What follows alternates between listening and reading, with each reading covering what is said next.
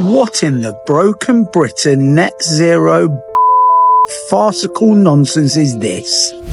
The government is not being straight with us. Not only does Keir Starmer keep claiming that the economy's improving when every metric shows it isn't, but now we discover they have known since they got to power that even according to their own projections, net zero will hurt this country beyond imagination. There we have it. £222 billion. That's what's cost you and me, the taxpayer, for net zero so far. We'll break down the costs in a minute, but just think about what that money could have been spent on. Incidentally, why do we have to be taxed into oblivion on absolutely everything to pay for this total fallacy? So the problem with net zero is that it's a get out of jail free card, essentially. Most companies have no intention of changing their operations, but intend to just buy their way into meeting the goals that they have around net zero. And today, we're talking about the biggest self-inflicted wound in British energy history. Because in net zero Britain, we don't drill for oil and gas anymore. No. We let Norway do it from the exact same North Sea. Then we import it, pay through the nose, and pretend this is somehow saving the environment. Get the coal stations back up and running, because that's the only thing that's going to work, because it doesn't matter how many wind turbines you put up or fields of solar panels, you're not going to get the right amount of load that we need to run the country. Isn't it great having scientists that don't do any actual science, they just do what their paymasters tell them to do? We saw this during COVID, and now we're seeing it during the insanity, the ridiculousness called net zero. Net zero is a con for the UK. Welcome back to Broken Britain, where they say net zero is about saving the future.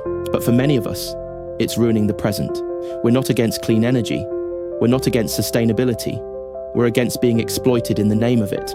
While corporations pollute, politicians profit, and working class families are left freezing in so-called eco-homes they can't afford to upgrade.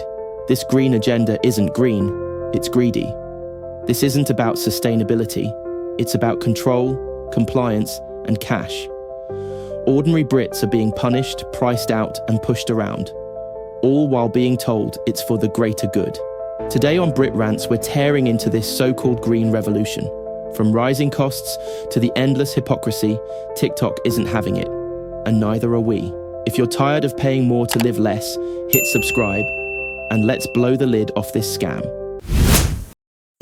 There we have it. £222 billion. That's what's cost you and me, the taxpayer, for net zero so far. We'll break down the costs in a minute, but just think about what that money could have been spent on. Think about the poor young kids who are going hungry before school. Think about the poor veterans that we should be showing respect, and instead they're sleeping rough on our streets. Think about the NHS and the long waiting times and the lack of care. Where this money could have been spent is endless. But no, we chose to spend it on net zero. We as the UK spend around 17 billion a year, and it's set to rise to 20 billion a year just on levies, taxes and subsidies. Things like carbon tax, which we have a 55% carbon tax in this country alone. Now, carbon tax is a way of making fossil fuel energy more expensive, which therefore makes renewable energy more competitive. So they're outpricing us. They are making us poorer so that we have to buy this new renewable energy, solar panels, wind farms, etc., etc. Now wait until you hear this one. We have a £2 billion a year cost because our grid, our energy grid, isn't efficient enough to run the new renewable sources. So we are investing in renewable energy, bearing in mind our own grid can't support it. But still, it's a way of taxing you. I mean, these days you only really see 3 or 4 countries really pushing net zero. I think it's us, France, Germany, Canada, and maybe a few others. So really, do we need to have a thought about this? Are we spending our money wisely? Are we helping the fundamentals of our country that really do matter, like NHS care and education and policing? Or, you know, what's the other option? Do you think this is a good idea? Do you think we should be saving the planet at this rate that me and you don't actually have a life? because we're spending so much of our tax on stuff that clearly isn't working. Drop your thoughts in the comments. Let me know what you think. I want to talk very briefly about the problem with net zero. But before I get into that, my name is Cheryl and I'm a global ESG and sustainability expert for the built environment. So the problem with net zero is that it's a get out of jail free card, essentially. Most companies have no intention of changing their operations, but intend to just buy their way into meeting the goals that they have around net zero. So what does that mean? It means that they are just buying renewable energy credits or carbon credits in order to offset the amount of energy and the carbon that they've put into the planet. That's just not the way it should be done, and that's not essentially helping the environment, which is what many companies are claiming to do. The government is not being straight with us. Not only does Keir Starmer keep claiming that the economy is improving when every metric shows it isn't, but now we discover they have known since they got to power that even according to their own projections, net zero will hurt this country beyond imagination. Not only will our growth be 10% lower than otherwise it would be, but national debt will balloon under the crazy targets of achieving net zero by 2050. Ed Miliband must know this. It's his own government's figures. And those figures make for really worrying reading. Not only do they state that the government will have to borrow more, that growth will be lower, but that businesses and individuals will have to bear the cost as well. Our energy bills will keep going up, our productivity and industry will keep going down. They state quite clearly that it is only achievable to hit the targets this government is so adamant we must by reducing our ability to grow, thrive and prosper. Before he was elected, Ed Miliband promised that our energy bills would fall by £300 under Labour. Instead of that, these documents that were put together by the government officials quite clearly show that our energy bills will go up, our public debt will go up, industry will suffer, and growth will be lower than it should be. Keir Starmer has a clear choice to make. Either he can back the Climate Change Committee and Ed Miliband in their zealotry to achieve the unachievable, or he can back the British people and the British economy. He needs to do the latter. Britain has crude oil in the North Sea, so does Norway. We stopped drilling. They didn't. Now guess what? We're buying their oil and gas from the same sea at 3 times the price. While our own workers are unemployed and Ed Miliband smiles like he's just saved the planet. You just can't make this up. You're politically incorrect common sense commentator here, and today we're talking about the biggest self-inflicted wound in British energy history. Because in net zero Britain, we don't drill for oil and gas anymore. No. We let Norway do it from the exact same North Sea. Then we import it, pay through the nose, and pretend this is somehow saving the environment. Let's get into the facts. Yes, the UK has massive crude oil reserves in the North Sea, been drilling since the 70s. We peaked at over 4 million barrels a day. Then came the green blob. Now, we're producing less than a quarter of that. And declining. All thanks to Ed Miliband and his net zero pipe dream, where British jobs don't matter, domestic energy doesn't matter, and basic logic definitely doesn't matter.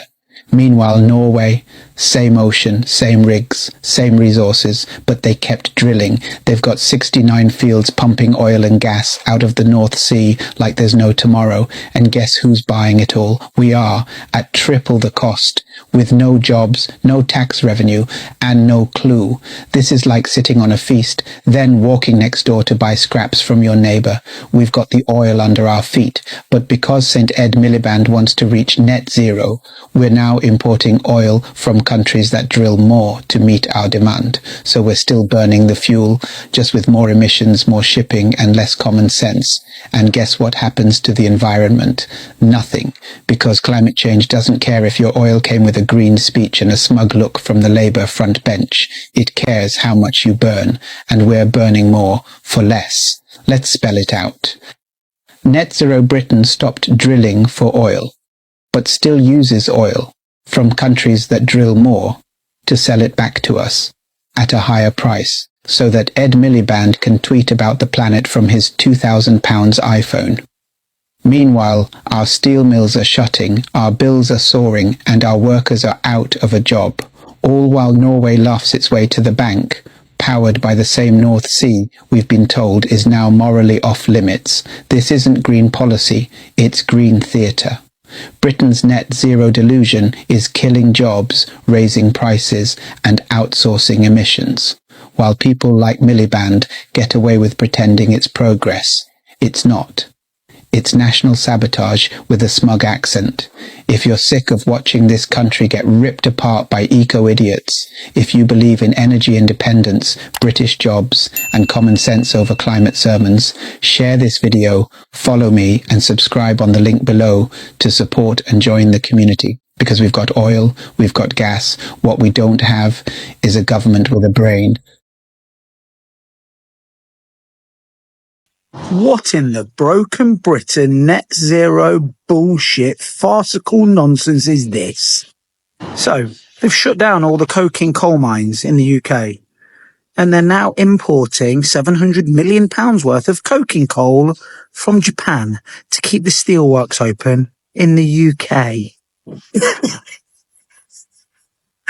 Can you believe this? How much is that costing us?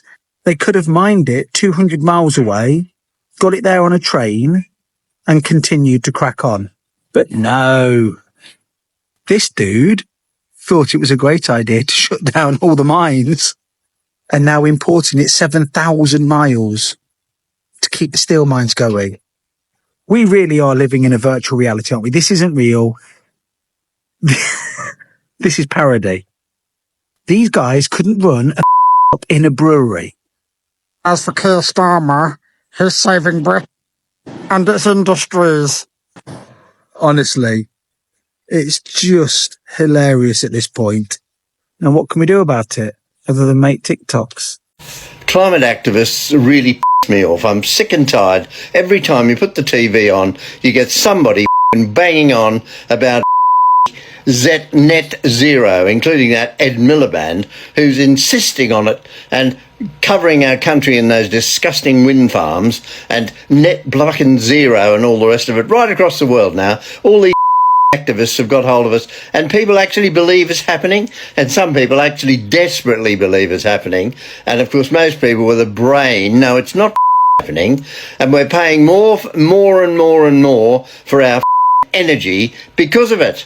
Okay, which is ludicrous. So the question I'm going to ask is, do you believe in climate change? And if you do, are you prepared to pay the extra for your electricity, for your gas, for your water, for every thing? Or if you don't believe in climate change, okay, and you're down the middle like I am, you want to clean the world up and get rid of plastics, okay, and all that other pollutant crap, okay, but you don't want to have to pay extra for your electricity and your gas. Use coal-fired power stations, which by today's standards, the new ones are really fucking clean, and our coal is cheap. Okay, you could cut your bills, your fuel bills in particular, around about 75%, right? Particularly in the industrialised Western world, UK, Europe, America, Australia. Okay, what would you sooner have? Cheaper electricity or pay more through the nose because you believe in climate change, which of course we know is total bullshit. That's my opinion. What's your opinion? Forgive me, for I am curious. When is the government, the entire political establishment of the UK for that matter, going to give up on this net zero greenhouse gas targets? At 2050 we're going to have net zero greenhouse gas emissions. Are we How are we going to get anywhere? How are we going to make anything? Oh, it doesn't matter. We'll fly around on magic carpets and we'll import everything. So therefore, the greenhouse gas emissions count on other people's tallies, not ours. Oh, problem solved. Well, it isn't. It destroys the economy, makes everybody's life even more miserable than it is. And you're all a bunch of Incidentally, why do we have to be taxed into oblivion on absolutely everything to pay for this total fallacy. I clearly fail to understand. If any of you can educate me, please, there's a comment section. Drop down there, let me know. I may be wrong. I may be wrong. I may be missing out in the greatest opportunity for humankind. So if you think I am, please, show me the error of my ways. Whatever your comments are, I look forward to reading them. Please, as usual, stay safe and enjoy yourselves. Hey guys, Steve here. Got a little clip to show you about that Heathrow Airport shutdown. Now it turns out there's a little bit more to it. Not only could they not start their backup generators because they'd replaced all their diesel backup generators with biomass ones, which didn't work. It now turns out that that area was really close to just a blackout. There's no supply. We couldn't supply enough electricity for that area. And when you look at the amount of energy that we produce, we're importing on some days up to 25% of it. Now, if them imports weren't coming in, we wouldn't have enough electricity for the basic load that we need here in the UK. So those who believe that CO2 is a pollutant and that we need to rush to net zero as quick as we can need to think again, because net zero, while people are using food banks, are struggling to live a normal life, and we're wasting billions and billions on getting Chinese firms in to put up wind farms, solar panels and wind, whatever they're called, turbines.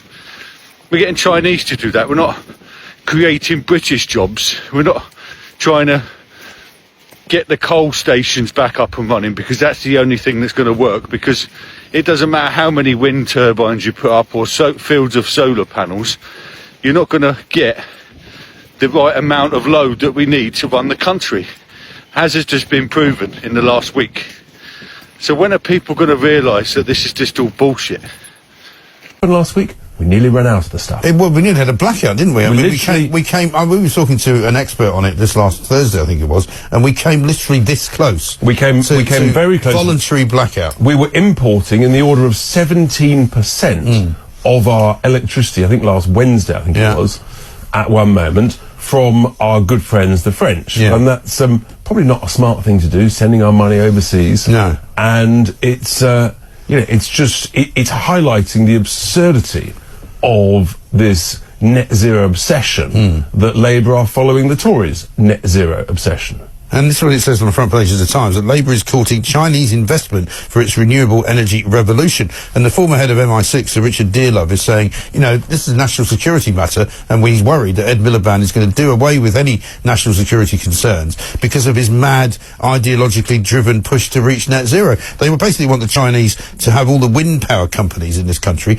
and they want them to put assembly plants all over the UK. What's wrong with buying British? What's wrong with making British? The Chinese, they can't believe our utter negligent stupidity. So we're now sort of, buying Chinese wind turbines, buying Chinese solar panels by the few 100 million Mr. Miliband wants, because of course they can make it competitively over there, because they've got modern day slave labour markets, coupled along with cheap coal-fired electricity. So they're literally pretending at the whole renewables game to make themselves sound good at the sort of the big elitist global institutional events and Davos and places like that. So they tick all sorts of boxes, and then they utterly shaft us. Are you feeling rich? Good. Vote for Labour then, because you're going to need to be rich. Unless, of course, you haven't got a gas boiler. But if you own your own home and you do have a gas boiler, you will be ripping it out and replacing it with a pump. I say rich, you don't have to be rich. 16 grand. Ain't an awful lot of money, is it? Got that kicking around, have you? All right then. So you rent your property. Landlord will pay for that. You think he won't pass it on in the rent? Dream on, people.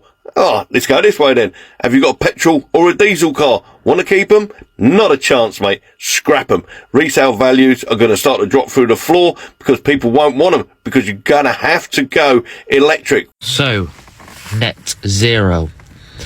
The government want net zero. The Labour government, the Labour Party, want net zero. Have a look on a map, on a geography map. Our small island, what's our small island gonna do to the world, to save the world? It's not, is it? Net zero is a con for the UK. For other countries, yes. For example, Russia, China, any big party, any big country. But for the UK, if the UK get to net zero by 2030, it's not going to achieve anything in the world. Like, what's it going to achieve? Nothing. Isn't it great having scientists that don't do any actual science? They just do what their paymasters tell them to do. We saw this during COVID, and now we're seeing it during the insanity, the ridiculousness called net zero. Apparently, scientists are now planning on blocking out the sun over the UK for climate change. Blocking out the sun, I mean, we have like, what, a week of sunshine each, maybe 2 weeks if we're lucky, and they want to block out those 2 weeks of sunshine that we are allotted for something that is really extremely questionable. I mean, extremely questionable. Not only are there millions of us, literally millions of us, who are questioning the whole climate change agenda, but also they're squirting heavy metals and weird, unhelpful stuff into our atmosphere to do this. They're already doing it, and we know that they are in different parts of the country. But now they say they're going to do it across the whole of the UK. It's utter wicked insanity. We need to have a referendum on this. It can't be just something that they go, oh yeah, let's, rubber stamp it, with Ed Miliband going completely loony and going, yes, we've got to have all of this. No, we have to have all of us citizens saying yes or no to having poisons put into our atmosphere, because that is what it involves. It really does. So as far as I'm concerned, A, it shouldn't happen. B, if they want it to happen, we need to have a referendum. And C, we need to wake up to what's already going on in our atmosphere. It's not helpful, and we certainly don't need more of it. Do you agree? Tell me in the comments, and follow me, because I've got some really good ideas. Have you heard of the Drax power station? Drax power station, I believe it's in Nottinghamshire, Derbyshire type area. And it's basically one of the biggest power stations in the UK, produces quite a lot of our energy capacity. And it's been converted. It used to be a gas power station, gas and coal-fired power station, I believe. And it took its coal from sort of the Nottinghamshire, Derbyshire, South Yorkshire sort of coalfields, all within 25, 30 miles of it. Drax now runs by burning wood pellets, and those wood pellets mostly are imported from Canada and North America. And those pellets are made from large forest areas that are cut down in Canada and North America. So supposedly good for the environment because it's not using gas or coal, but burns wood instead, which causes deforestation in North America. So there's some questions to be asked about that. But one of the biggest questions to be asked is cost. Drax received and continues to receive huge subsidies from the government. And Ed Miliband, I believe, today is trying to push through a new bill to continue and increase those subsidies to Drax, the company that runs it, and the power station itself. And just to put that into perspective, gas that was produced previously used to cost £74 per megawatt hour of energy. Drax costs, I think it's £154 per megawatt hour of energy.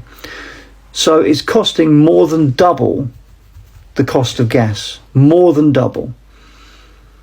How is that even slightly cost effective? We're subsidizing the importation of forests being chopped down in Canada and North America, then put on ships, sailed all the way across, presumably to Liverpool or Glasgow maybe, and then driven in lorries or put on trains down to Drax in Nottinghamshire, and then burned to produce the energy that we need. And that is costing us more than twice what we were previously paying for the production of energy, which was coming from gas or coal. And that apparently is both good for the environment and cost effective. Really? Does that make any logical sense to any of you? Number one, I'd question whether that's a renewable source of energy. Okay, trees do regrow, so it's renewable in that sense, but it's causing deforestation. If you chop down huge swathes of forest, then A, that looks terrible, B, it's bad for the environment, and C, forests are one of the best, and trees are one of the best absorbers of CO2 in the atmosphere. So by chopping down those forests, you're actually leading to more CO2 in the atmosphere, because those trees would have absorbed a great deal of CO2 and they're no longer there. You're then presumably using shitloads of fuel to transport it from the forests in Canada to ports in Canada and North America, shitloads more fuel to put it on ships which sail across the Atlantic, then more energy to transport it, whether that's by road or train, to Drax, and then you're burning those trees, and all of that is costing double. Please, someone who maybe knows this industry better than me, explain to me how that makes any logical sense, either from an environmental perspective, a CO2 emissions perspective, or a cost perspective. Explain it to me. Maybe I'm wrong, maybe I'm missing something here. But those are the facts I've seen, those are the costs that I've seen. And I believe Ed Miliband, as I say, and the government are trying to push through today in Parliament further subsidies for Drax power station. Double the cost. And is it environmentally friendly? You tell me. Now I've just been thinking about this net zero, especially this week. What's the point in it really? Because we've got all these wind farms around the country trying to give us electricity, but this week it hasn't worked because we've had to import electricity from France to keep us in power. So I think it's ridiculous. What do you think? Now I've had to buy an energy just so we can carry on in our daily lives really, to charge all these electric cars that they're pushing on us that need to be powered up, but not by renewable energy because the wind farms can't keep up with it and the solar panels can't do it neither. We have to keep importing like we have done this week. So what's the point in it really? Because at the end of the day, when our Prime Minister Keir Starmer is doing trade deals with the United States and wants to import beef, bringing beef all the way from USA to here, how is that net zero? When we've got our own beef here in the fields eating grass to be eaten eventually. So what's the point in him doing all this when Keir Starmer's actually importing, going to import beef from America? Where's the logic? There isn't any, is there really? So net zero I think is a load of because everybody says it is, and the infrastructure isn't there to charge all these electric cars anyway. And even if it was, the wind farm can't do it, nor the solar panels. So we've got to keep importing electricity. So why don't we just build our own power stations? Why didn't we go nuclear 20 years ago? Problem solved. He must have some good mates that give him some big backhanders, because I think it's ridiculous, to be honest. What are your thoughts? Please like and share and follow. Comment below. So let's get this straight. We're told to change our cars, our boilers, our lives, while the elites change nothing. They fly private, heat second homes, and invest in oil, while lecturing you to do your part. This isn't about saving the planet. It's about saving face, making money, and controlling the rest of us through fear and fines. Brits aren't anti-environment. We're anti-hypocrisy. We want a future that's clean, but not one where we're left cold, broke, and blamed. If you're tired of being the one who always pays while they always profit, hit subscribe, drop a comment, and make some noise, because this green revolution is starting to smell like a scam. See you in the next rant.